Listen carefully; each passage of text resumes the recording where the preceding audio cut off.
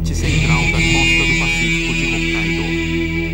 A parte oeste da costa. The images coming out of Japan are heartbreaking.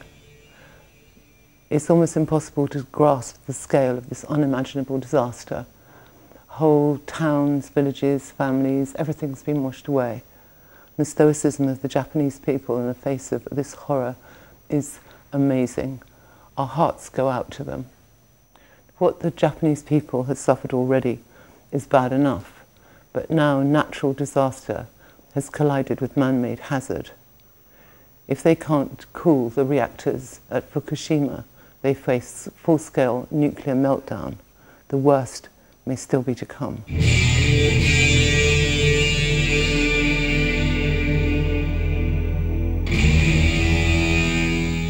I don't like nuclear power, but I know that at least half the country disagrees with me. But surely even the most hardened nuclear supporters, when they see images of children being checked for radiation and the tragic struggle of the engineers to get the plant under control, must pause for thought. The coalition government must reassess the risks of building a new generation of nuclear power stations. Many in the pro-nuclear lobby say we have to have nuclear because there's no alternative to meet our energy needs, but there's plenty of alternatives. We have tidal, solar, wind, and carbon capture and storage combined with clean coal and gas.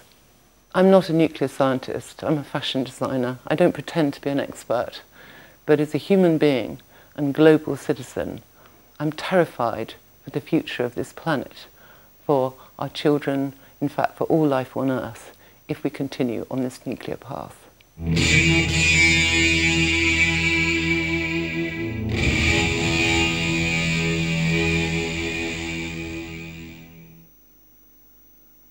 Katharine in her stylish monochrome studio in North London, we'd expect nothing less, joins us now in our tastelessly colourful little Westminster studio. Welcome to this week.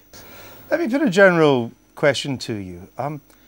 It is almost certain that over 10,000 people, maybe a lot more, have been killed by the tsunami as it flooded in and wiped out towns and villages. No one as yet has died from the nuclear problems. Why do you think we're so concerned about nuclear? Well, it's a well-known fact that nuclear radiation causes cancer. I mean, in its more extreme forms, it causes radiation burns, radiation sickness. I mean, it may not onset immediately, but within a week's time, certainly the engineers who've been unbelievably bravely risking their lives, you know, fighting, trying to keep the plant under control, are going to start getting sick because they're receiving massive doses of radiation. It isn't something that's just like bang. Indeed, and they are, then you're quite right. They are the most vulnerable. For, what, half-life, 250,000 years, people go on getting sick. But the rest of the area has been evacuated, and even if these people, these brave people who are doing it for the rest of us, if they were to lose their lives, and you're quite right, some may over time, they are still a handful compared to the thousands from the tsunami. It's two different things, isn't it? These poor people survived, well, this nightmare of the tsunami, and then the few who've managed to escape to safety, and then they've got this raining down on their heads. But it's it could get a lot worse. We could have the whole thing go. It could be another Chernobyl. And the effect of that is, you know, half-life of 250,000 years, land permanently contaminated, cancers, bystander effect, more and more birth defects, right, you know, from humans right the way through, you know, down to microorganisms. It affects all life. Is it inevitable, Michael, that the rebirth of nuclear power, on which we were on the brink of that, started under the Labour government, continued by the coalition government, happening in other countries too. Is there going to be second thoughts?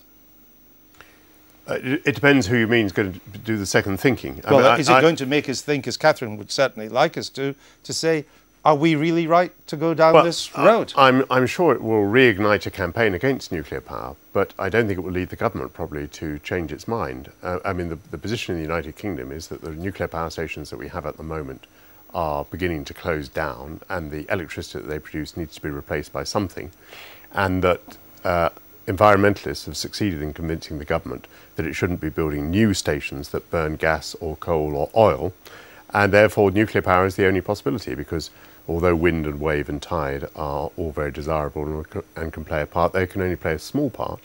And in the case of wind, for example, you can only rely on them when the wind is blowing, so we've got to build other plant anyway that's there to take over when the wind isn't blowing. But you think, Katharine, that the events in Japan should really make us draw a halt to the plans to build more nuclear power stations? Yeah, I do, because also I think that Greenpeace and Friends of the Earth are being too iffy about clean coal gas with carbon capture and storage, because carbon capture and storage is a mature technology. It just needs the business model now put into place, and if you combine that with biomass, for instance, you could actually get to a point when you could get a carbon negative energy supply, and it can also deliver base load, which is what nuclear is supposed to be able to do, and it's adjustable. So if we have our wind, you know, if there's a drop in the wind, you can easily turn it up. You can even burn residual waste. I'm perfectly prepared to believe that nuclear power might be something that we would only use for, I don't know, a century. But I can't see how in the next few decades we're going to get by without nuclear power. Jackie, the Labour Party, it's too dangerous. Nuclear power used to divide the Labour Party, but the last Labour government began the process of what I've called the rebirth of nuclear energy in this country. You've set the pace. The coalition government is proceeding with the policy you've laid down. Will events in Japan and the views expressed by people like Katharine, will the Labour Party have a rethink on this? I don't think so, for the reasons that Michael suggested. And incidentally, Katharine, of course, it was Ed Miliband who put in place the process for carbon capture and storage, which will enable clean coal technology to play a part in that balanced energy. But that technology is a long way to go. Well, okay, but the progress has started. And I think the key point here is I think everybody recognises the need for a range of energy sources, both including nuclear, both for energy security and, of course, because of the contribution that other energy sources can play to reducing carbon levels. What I do think people will rethink are issues around safety. I mean, I agree with Katharine that I think it is inevitable that people, you know, and I'm very pragmatic about nuclear, but I've thought more carefully over the last week or so about some of the issues to do with safety. And this is a real test for the industry, because the industry has to be completely honest with people about what is happening in Japan, what potentially could happen. Japanese people are not sure the industry's been honest with them. Well, exactly, and that's why, and in my view... Over Sellafield, we were never sure if exactly. the British were honest with us. This is a good example of an issue like GMO foods. Why do you think like they'll be honest MMR. with us in the future? Well, the point I'm not necessarily saying they will, Andrew, but the point I'm making is that this is a real test for the industry to properly spell out the risks and to be honest with us. And I think if they're not, actually, there is a problem for development. It can't exist without public subsidy, so you can't say that it's cheap.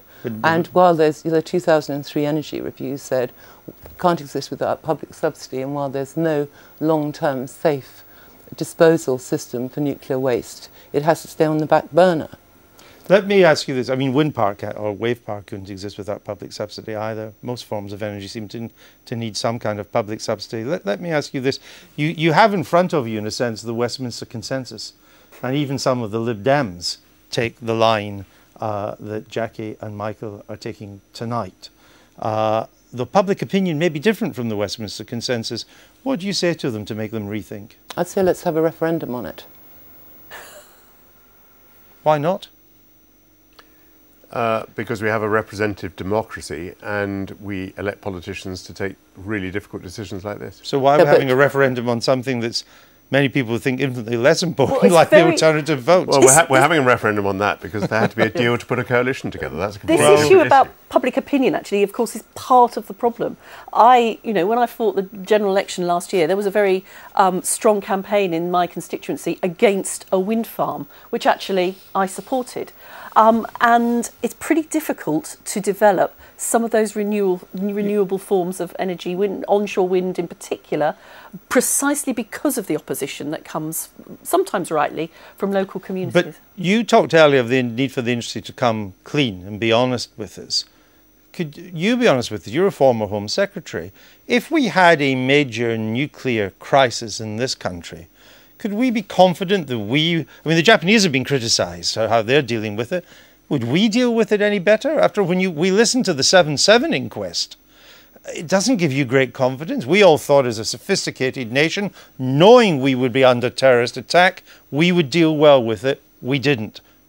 Well, one of the inevitabilities of dealing with those sorts of civil contingencies is that you can never completely avoid accidents, but what you can do is to ensure that you've got the best possible analysis of where the risks are likely to be. And of course, one of the things that we did through a committee that I actually led was for the first time to publish a more public national risk register that spelt out the likelihood of a risk happening and the seriousness of the impact of it. And then you actually need to engage all of those emergency services that you would need to deal with those particular issues. And I think actually in this country we're pretty sophisticated in doing that. Well, so have we ringed Sellafield with anti-aircraft? That of course is not to say that there can never be Le Havre after 9/11. That there can never be an accident, and one of the reasons for the intelligence gathering that we do is precisely to try to identify where those risks Katharine, are. I'll give you the final word and put this to you in the global context this takes place. There's a great desire for energy security. There's even more desire, given the events in North Africa and in the Middle East, not to be dependent on these countries for more oil and gas. And that's the argument that nuclear power is meant to answer. That's what you will have to confront. We have renewables here. We have the best renewables in Europe. Unfortunately, we haven't exploited them to the level that the Germans have. If we introduce feed-in tariff, for instance, a good feed-in tariff which would encourage domestic electricity generation, that would fill some of the slots. After all, we only get, I think, 18.6% of our electricity from nuclear. I think 3.7% of UK energy.